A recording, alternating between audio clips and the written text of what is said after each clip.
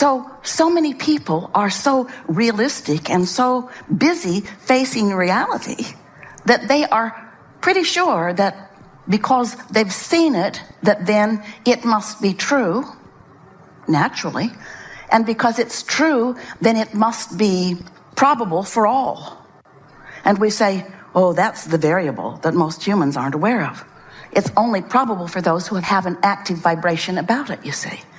That's the fun, that's the genius of mastering deliberate creation, is that you don't have to talk about it just because others do. And you don't have to think about it just because others do. And you don't have to believe it just because someone is living it. You get to choose all of those things. You get to choose what you believe. You get to choose what you make true. You get to choose what you make true. You are already choosing what you make true.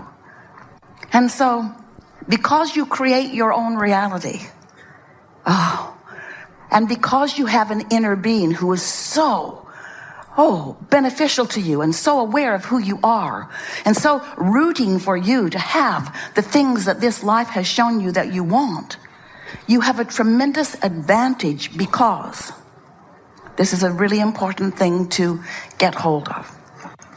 One who is connected to this stream of who you really are, one who's in vibrational sync, in alignment with the energy of your source, that ever-expanding energy, expanding because of the choices that you are making. One who is in alignment with that is more powerful than millions who are not.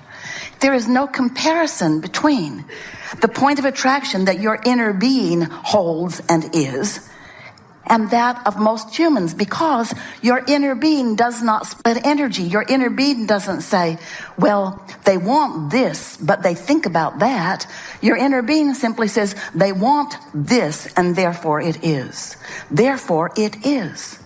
So when we say to you, ask and it is given, we're not kidding even a little bit. When your life causes you to ask, there is a vibrational response to that asking that is immediate and magnificent. You just gotta find a way of tuning to the frequency of that. And we know it's a little tricky, because your life has caused you to know what you don't want. In fact, that's the whole reason you're asking for this. So it is logical that what you don't want would be a stronger, more active vibration.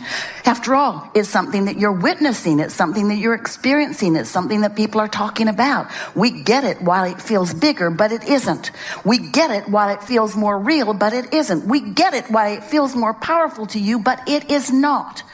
It is flimsy and weak and nothing more than the bouncing off place to who you really are and where you're really going. So you've got choices all day, every day, in every moment of every day, in every waking moment. You have the choice of focusing in the direction of what you have manifested in your vortex, or what is manifested around you in the physical. And we got to say to you, what's manifested in the physical, thoughts that have turned to things, that's old news. That's like gum that you've chewed the flavor out of. It isn't really what you want to give your attention to. It isn't where you're going. It's where you have been. It's where maybe you might think that you are. But when you take the whole of who you are, when you see the whole of who you are way more than what's manifested so far. In fact, you are so much more than what you think has manifested so far that your inner being spends no time focused upon what you think you are. Your inner being only focuses upon who your inner being knows you to be. And the component of what you're asking for, the component of your continuing fresh new desires, is the largest part of all of that. We've just described to you the evolution of all species. We've just described to you what puts the eternalness in eternity. We've just described to you who you are as a creator. You just have some choices to make, and this is a wonderful opportunity. While we're all together, chewing with each other, you get to decide whether you are a creator by default, which means you're observing and regurgitating and achieving a point of attraction just based upon what you're observing with very little attention to how it feels when you observe it, or whether you are a creator, a deliberate creator, a deliberate creator. So step one happens without you knowing it does, because the contrast that surrounds you causes you to ask. Step one. Step two is, as we just described, when you ask, your inner being and all those cohorts that hang around there, cadre of pure positive energy, you want to call it God, we want to call it source, you want to call it God, we want to call it inner being. You can call it whatever you want, but it is source energy, and it is all over what you care about. Step two, you ask, and it has been given. It is given in the moment of the asking. Step three, that's where you get more intentional.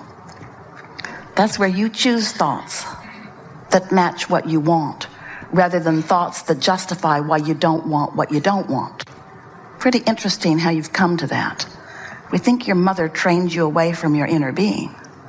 We think that sometimes you were led to believe that you had to plead a needy case, that you had to plead a justifying case, that you had to defend, that you had to fight for the scraps of well-being. You picked that up along your physical trail. We promise it is not what you knew when you came into this body, and it's not what the larger part of you knows. Because there is no shortage consciousness in non-physical. That's something humans make up and fight with each other about.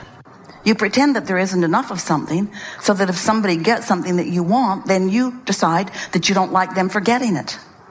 When what you really want to do is to be thrilled that they are offering the example of what it's like to live something that you might want. So step one is you ask. Step two is source answers. And step three is you find a way to find vibrational alignment with what you want rather than defending what you don't want. It's what we call the receiving mode. It's what the art of allowing is. It's allowing into your experience, not just right now in this red hot minute, but allowing into your experience a steady habit of expecting good things to come to you. Because things are always working out for you. You often cannot stand back in broad enough view to understand how much well-being is all queued up on your behalf. And because you're inconsistent in the way you let it flow into your experience, you as humans have made up all kinds of ridiculous rules about why sometimes it gets in and why sometimes it doesn't. Why the blessings flow to some and why the blessings don't flow to others.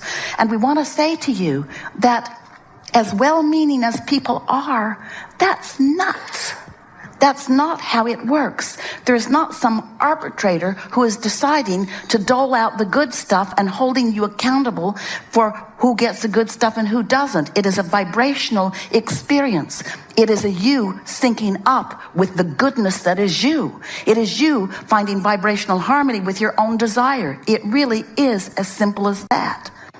There's a steady stream of well-being flowing to you at all times. It's raining down all around you. And you get to decide how open and receptive to that pure positive energy you are, or how resistant you are.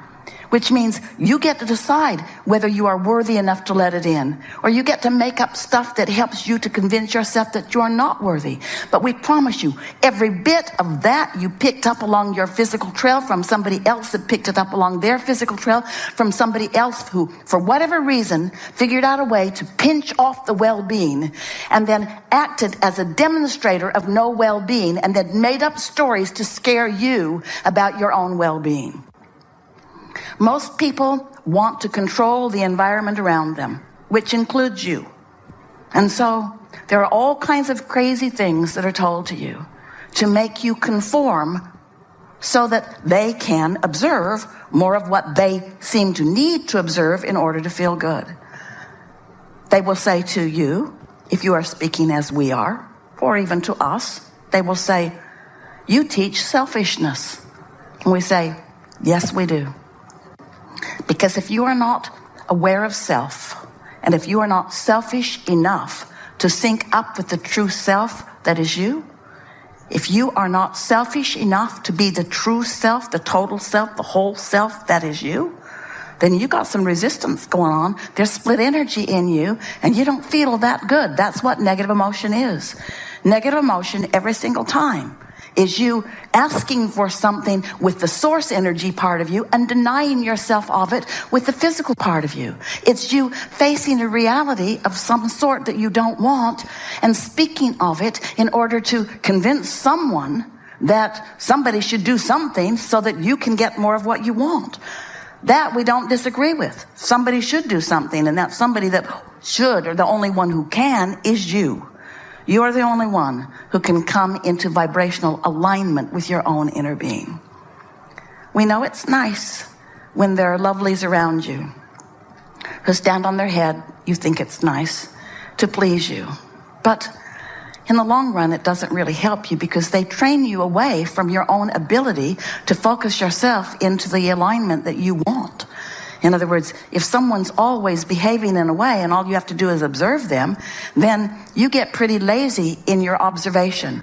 And when you're lazy in your observation, then you are most often full of vibrational resistance that is holding apart from you things that you want. And then you make up stories about why that is so.